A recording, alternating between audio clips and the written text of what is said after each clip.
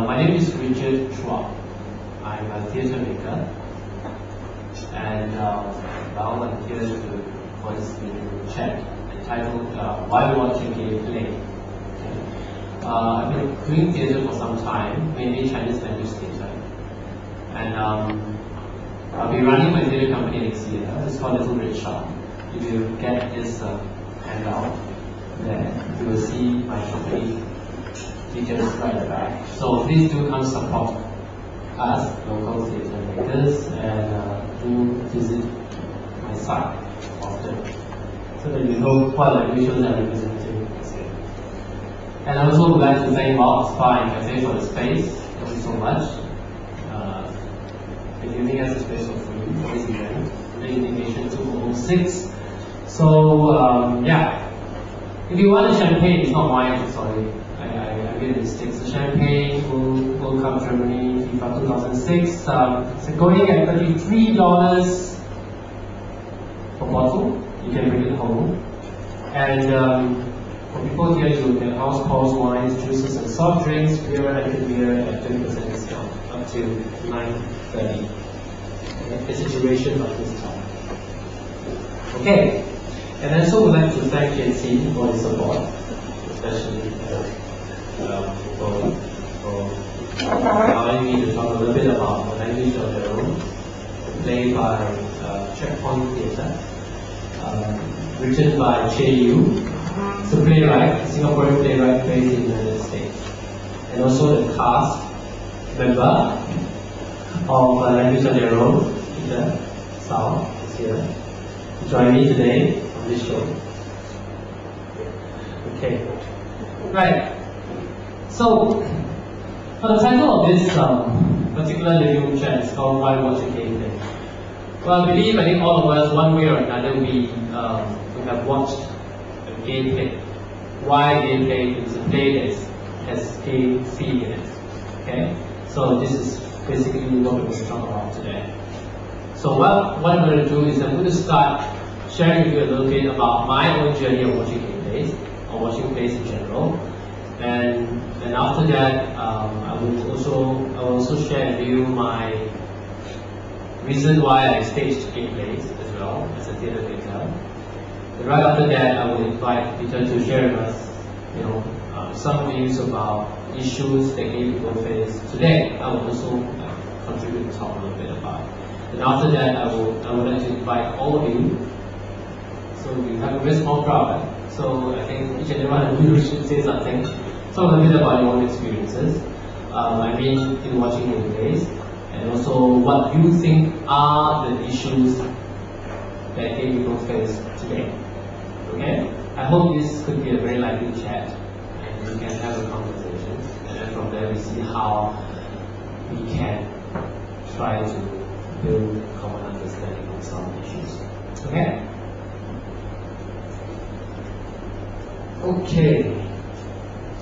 The very first time when I watched a gay play was in 1989. This is the play. I've kept the program book with me through the years. The same set. A double bill directed by Ong Keng Sen under Theatre Works. So it had two plays in it. Jackson on the Jones by Eleanor Wong, and As If He Hears by Che Yu. So at that time, a Sec 4 boy watching this play, I got into it somehow, and it was quite a traumatizing experience. Why? Because it was about AIDS. So imagine this boy wanting to go in to watch a gay play or something, and you realize that you were being given this kind of impression about gay people. So that was how I started. And through the years, I think when in JC, that was the time when I came out and all that. Then I started to go watch very different gay plays or plays in general. At that time, it was more like trying to find an outlet to gain access to my own identity as a gay person. At that time, it was very confusing, so we didn't know what it was. Then after that, was also a period whereby you realize that, oh, gay people are actually effeminate people, gay people want to be women, and then you have Ivan Hain in M Butterfly 20 years ago. That was a time, and also I think that was the time when I first discovered a thing about how two guys can engage in a relationship in that sense, and that was part of it. So that was a very confusing time for me, because coming from a very Asian conservative family, in that sense, speaking in Chinese and English is not exactly the thing. So the whole environment didn't come as a very so-called a very open environment for a repressed gay kid, Chinese Asian kid. So that was the time. Then right after when National Service, then I went over to Melbourne. Melbourne is a beautiful place, because at that time you realized that your parents weren't with you, so you had a lot of space to do a lot of things. So the first year was a very open thing in that sense. So we started to get to know friends, and then you went around to watch plays. So then at that time, that was the time when you sort of got into many different activities, good and bad, and you started to grow up. Then right after that, you realize that, then I realized that there was this self-deprecating kind of attitude that I had. Low self-esteem, lack of self-confidence.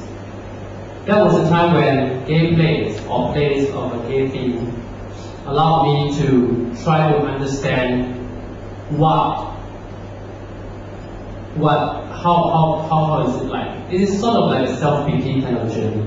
You go right in, and then you watch stuff, and then you pretend that you are in the play, you are part of the character, and then you could feel that kind of love, the kind of relationship that we were having with the character and all that. So at that time, that was a kind of understanding of the kind of wanted to go into theatre to try to share a common environment with the characters. So that was the time. Then, and also, right when I came back, when I got into theatre, I was doing theatre making as a career. There was a time when it was very different, because being a gay person is more like something else. And as years go by, you realize that actually life is pretty much the very common and normal. That is to say that you're like any other normal people. And my journey actually went on to actually talk about things that people face, rather than gay people face. More general stuff. Year 2004, I staged Lovers' Words, which was a gay play in Chinese and Mandarin, talking about a society where being straight is illegal. So if you're a heterosexual lover, you get persecuted, and then you get executed and all that, and all. And at that time it was quite exciting, because I think I took this whole gay play thing a bit too far, because I wanted to stage the same-sex love seminar, and was banned by Pelu. And at that time, there were a lot of things going around, and I was also negotiating with Media Development Authority on the script, because I wanted to do some stuff. So what they did was that they went through every single line, and we had a lot of discussion on it. Eventually they gave me the license. I staged the play to full houses every night, partly because of the whole controversy that a lot of people wanted to see what was I doing, what was I going to do in the play. And right after that, I started exploring stuff about this whole existential thing, where life is meaningless thing and all that. So being gay is kind of very meaningless, because we don't know where we are, where the set of liberal, that kind of thing. As with other artists, I think some, not all, talking about